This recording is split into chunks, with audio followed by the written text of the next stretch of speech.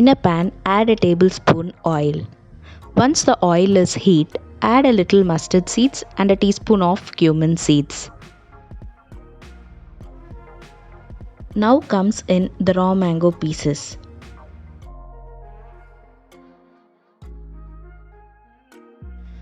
Add salt as required and a pinch turmeric powder.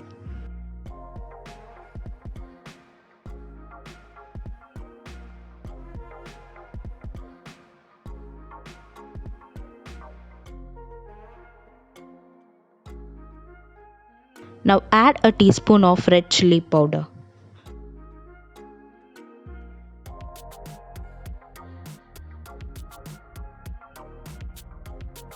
Add some water and cook the mangoes for a while.